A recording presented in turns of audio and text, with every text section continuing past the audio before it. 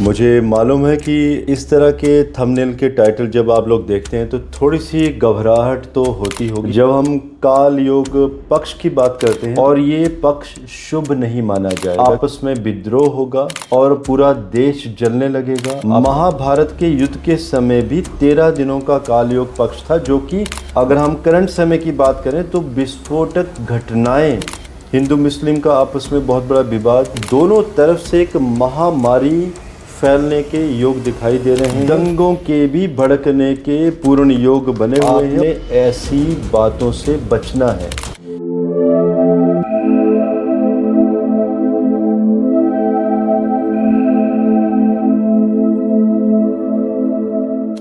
दोस्तों, वंदे मातरम।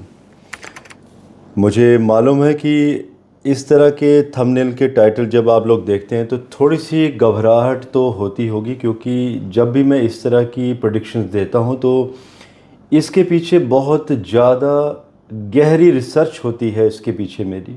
जब हम काल योग पक्ष की बात करते हैं तो इस तरह के जो कॉम्बिनेशंस हैं वो हर 3.5 वर्ष के बाद लगभग रिपीट होते हैं। और आपको याद होगा इससे पहले भी मैंने इस तरह की प्रेडिक्शन दी थी। और ये जो काल योग पक्ष है ये स्टार्ट होगा 23 जून से और 5 जुलाई तक ये चलेगा। और इसका जो प्रभाव है 1 वर्ष पहले से ही शुरू हो जाता है। याद कीजिए, मैंने आज से ऑलमोस्ट 4 वर्ष होने वाले हैं अभी। 14 जुलाई 2021 को मैंने काल योग पक्ष के ऊपर ही कुछ प्रेडिक्शंस दी थी। ये वीडियो आप लोगों को डिस्क्रिप्शन बॉक्स में मिल जाएगा, जिसमें मैंने अफ़गानिस्तान के बारे में स्पेशली बहुत कुछ बताया था। अफ़गानिस्तान की कुंडली के बारे में विश्लेषण किए थे कि वहाँ पर शिया और सुन्नीस का बहुत बड़ा आपस में विद्रोह होगा और पूरा देश जलने लगेगा। आप सोचिए उसके बाद क्या हुआ। जो अधिकार थे वहाँ पर महिलाओं के वो ख़त्म हो चुके हैं। आज शरिया लॉ फिर से लागू हो चुका है। एक ऐसा देश जहाँ पर एक यूएस जैसा कल्चर हुआ करता था और कई लोगों को तो अपनी जान बचाकर वहाँ से भागना भी पड़ा। और आप लोग जानते हैं। और इसके बाद एक और वीडियो दिया गया था, उसका भी वीडियो का लिंक आप नीचे देखेंगे डिस्क्रिप्शन बॉक्स में, जो कि 12 सितंबर 2021 को एग्जैक्टली 1 माह के अंदर ही वीडियो हमने दिया था ट्रू प्रेडिक्शंस के ऊपर। क्योंकि उन दिनों में यूट्यूब में शॉर्ट्स का प्रचलन नहीं होता था। टिकटॉक में लोग शॉर्ट्स डालते थे, उसके बाद बंद होने के बाद फिर यही सिलसिला यूट्यूब में शुरू हुआ। तो हमारे एक प्लेलिस्ट भी है जिसमें ट्रू प्रेडिक्शंस भी दी हुई हैं। तो ये वीडियो आप देख सकते हैं, जिसमें ये बताया गया है कि किस तरह से प्रेडिक्शंस दी गई थी एंड विद इन 20 डेज वो सारे के सारे इवेंट्स होते चले गए।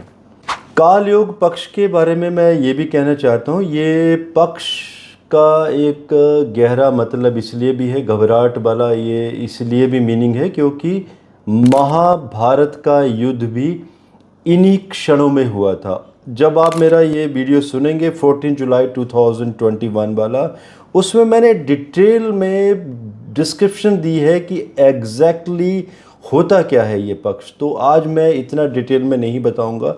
आप प्लीज़ वो वीडियो डिटेल में ज़रूर सुनें जिनको ये जानना है कि इसके अर्थ, इसके मायने एक्चुअल में क्या होते हैं। तो देखिए अभी क्या होने वाला है। ये जो डेट्स दी हुई हैं इनके मध्य जब ये शुरू होगा और 13 दिनों का ये जो पक्ष है ये आषाढ़ कृष्ण पक्ष से शुरू होगा। और ये पक्ष शुभ नहीं माना जाएगा क्योंकि इस समय में जो प्लैनेटरी कॉम्बिनेशंस बन रहे हैं, शुक्र अस्त, शनिदेव जी वक्री होने वाले हैं जून माह के अंत में 2024 में। और बाकी जो प्लैनेटरी कॉम्बिनेशन बन रहे हैं, सन की स्थिति, मंगल की स्थिति, तो ये योग अगर हम ग्रंथों की भी बात करें तो ये त्रयोदश दिन के पक्ष को वहाँ पर अशुभ कारक कहा गया है। और इसका अशुभ प्रभाव, जैसे कि मैंने कहा, 1 वर्ष पहले से ही शुरू हो जाता है और 1 साल आगे तक इसका प्रभाव बना रहता है। जैसे कि मैंने कहा, महाभारत के युद्ध के समय भी 13 दिनों का कालयोग पक्ष था, जो कि बहुत ही अशुभ था उस समय। क्योंकि आप सोचिए, उस समय एक ही परिवार, जब हम यादव परिवारों की बात करते हैं तो सबके सब राजा मारे गए थे। कई सेनापति भी मारे गए थे। यदुवंशियों का विनाश हो गया था। कई सभ्यताएं उस समय ख़त्म हो गई थी और इसके प्रभाव से बाहरी सीमाएं प्रांतों में, अगर हम करंट समय की बात करें तो विस्फोटक घटनाएं घटने के पूर्ण योग बने हुए हैं। जैसे कि मणिपुर में, आपसे कुछ छुपा नहीं है कि मणिपुर में अभी कुछ दिन पहले क्या हुआ है।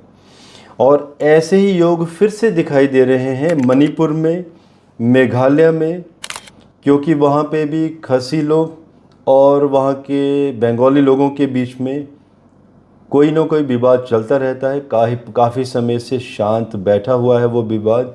तो खासी लोग एंड बंगाली लोगों के बीच में कोई ना कोई विद्रोह होने के पूर्ण योग दिखाई दे रहे हैं इस योग की वजह से।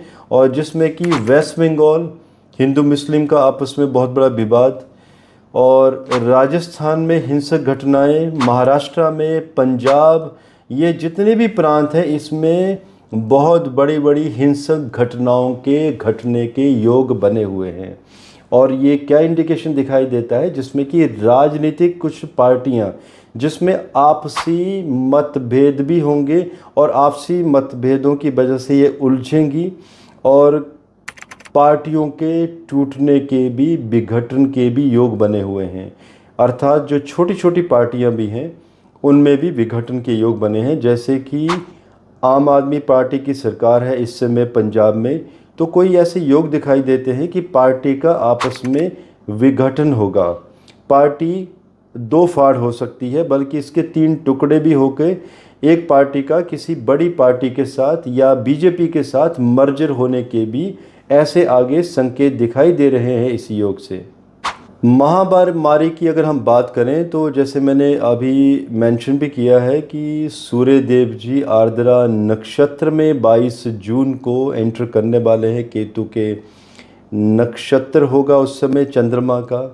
एक तो वो कॉम्बिनेशन और ये वाला कॉम्बिनेशन, तो देखिए दोनों तरफ से एक महामारी फैलने के योग दिखाई दे रहे हैं, जिसमें और भी ज़्यादा प्राकृतिक आपदाएं जो कि बहुत बड़े पैमाने पर हानि करते हुए दिखाई दे रही हैं। आप इसके बाद आप देखेंगे कि कहीं बहुत ज़्यादा बाढ़ होगी और कहीं सूखा, और इसके साथ साथ मतलब ये मान के चलिए कि कहीं फसलों में तबाही और कहीं फसलें बहुत अच्छी होंगी। और रेल दुर्घटनाएं एक के बाद एक देखने को मिलेंगी और बड़ी दुर्घटनाएं जिसमें कि जान माल का नुकसान होता हुआ दिखाई दे रहा है। और सिमिलरली हवाई दुर्घटनाएं भी अचानक ही एक के बाद एक आप देखते चले जाएंगे। तो इस तरह के योग ये बने हुए हैं। इसमें यह भी योग है कि किसी सेनापति से देश वंचित होगा और सामाजिक शांति तथा दंगों के भी भड़कने के पूर्ण योग बने हुए हैं। और इसके ऊपर मैं अलग से भी वीडियो देने वाला हूं, क्योंकि कुछ ऐसे डेडलीस्ट कॉम्बिनेशन जो हमारे देश के लिए भी आगे हितकर नहीं दिखाई दे रहे हैं। शनि भी इस त्रयोदशी के पक्ष में, जैसे मैंने कहा कि वक्रगत होंगे, और शुक्र तो वैसे भी अस्त चल ही रहे हैं इस समय, और जो कि एक अच्छी स्थिति नहीं है। बल्कि मान के चलिए कि देवगुरु बृहस्पति अभी उदय हैं, तो एक थोड़ा सा एक बेटर स्थिति मानी जाएगी। और अगर हम पहाड़ी इलाकों की बात करें तो उत्तराखंड, हिमाचल प्रदेश, जम्मू कश्मीर, ये जितने भी पहाड़ी क्षेत्र हैं इनमें प्राकृतिक आपदाएं बढ़ती हुई नज़र आएंगी। बरसात के दिनों में रोडों के रोड ही गायब हो जाएंगे, पहाड़ियों के पहाड़ बैठ जाएंगे। और अगर आप लोग ट्रैवल करना चाहते हैं तो आप अपना ट्रैवल एक अच्छे तरीके से प्लान करके चलें, किसी रिस्क में ना पड़े। और धार्मिक दंगों से सरकार को इस समय सावधान रहना चाहिए। धार्मिक दंगे मीन्स जो कि अक्सर हिंदू मुस्लिम राइट्स की ही बात कही जाती है। तो एक इंडिकेशन है मेरा भारतीय सरकार को कि ये भारतीय सरकार को सचेत रहना चाहिए। जो हमारी एजेंसीज इसके ऊपर काम कर रही हैं उन्हें सतर्क और अपना कार्य करते रहना चाहिए कि कोई ऐसी गुप्त इन्फॉर्मेशन भी मिल जाती है इस समय की, जिससे कि देश को ऐसे दंगों से बचाया जा सकता है। और देखिए भूकंपों की भी एक बड़ी श्रृंखला इसी समय में दिखाई दे रही है कि भूकंप लगातार होते चले जाएंगे और विश्व और भारत में भूकंपों के द्वारा लगातार कंपन, एक भय का वातावरण आगे दिखाई दे रहा है। और पश्चिम भारत तथा पश्चिम के देश जिसमें यूरोप, पूर्वी यूरोप और पश्चिम एशिया में बर्बादी के योग बने हुए हैं। देखिए अगर हम मंगल की भी स्थिति से विचार करें, क्योंकि जब भी युद्ध की बात होती है, अब महाभारत की समय की बात हो रही है काल योग पक्ष में, तो ये तो तय है कि कोई नए मोर्चे भी युद्धों के इस समय शुरू होंगे। और आप याद कीजिए मेरी पुरानी प्रेडिक्शन, जब मैंने अगस्त 2021 को जब मैंने वीडियो दिया था, मैंने कहा था कि फरवरी तीसरा सप्ताह 2022 में यूक्रेन और रशिया के बीच में युद्ध शुरू होगा। तब लोगों ने मजाक बनाया था कि ऐसा पॉसिबल नहीं है, और देखिए वो युद्ध आज रुकने का नाम तो नहीं ले रहा है। लेकिन सोचिए वो एक कितना बड़ा एक अपने बीज बो गया है, कितना एक रूट कॉज वहाँ से तैयार हो गया है कि उसके बाद नए नए युद्धों के मोर्चे खुलते जा रहे हैं। अज़रबैजान आर्मेनिया, इसके बीच में भी ये युद्ध के संकेत बन रहे हैं। इज़राइल वर्सेस फ़िलिस्तीन हमास चल ही रहा है। अभी इज़राइल वर्सेस ईरान, इसके बीच में भी एक भयंकर युद्ध का मोर्चा आगे दिखाई दे रहा है। इसके साथ साथ रशिया के जो पड़ोसी देश हैं और जो मित्र देश हैं वो भी आगे, जो उनके पड़ोसी राज्य हैं पोलैंड एट्सेट्रा, वहाँ पर कोई ना कोई स्थिति खराब होती हुई दिखाई दे रही है। मीन्स कि 3 से 4 नए युद्धों के यहाँ पर मोर्चे मंगल देव द्वारा एक्टिवेट होते हुए दिखाई दे रहे हैं। और इसके प्रमाण क्या हैं और क्या हो सकता है, आप देखिए। जो ज्योतिष के स्टूडेंट्स हैं उन्हें आज एक नई इन्फॉर्मेशन देने जा रहा हूं मैं, जो आपको शायद ही किसी ज्योतिष की किताब में मिलेगी। देखिए मंगल उदय वक्री का प्रभाव कैसे देखा जाता है। मैं किताब का नाम भी बता देता हूं, जिसमें कि विशिष्ट संहिता, बृहद विशिष्ट संहिता में लिखा हुआ है।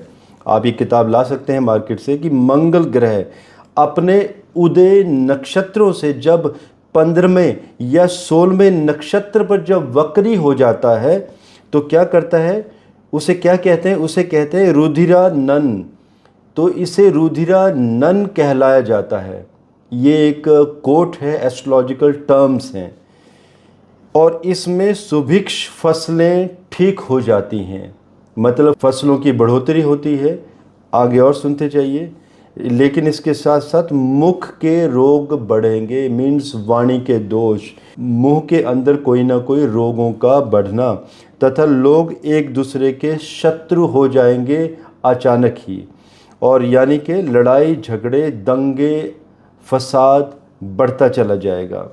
और यदि वही मंगल 17वें और 18वें नक्षत्रों में अगर वक्री हो जाते हैं तो उसे असी मुशल मुख कहलाता है। फिर से कहूँगा, इसे असी मुशल मुख कहलाया जाता है।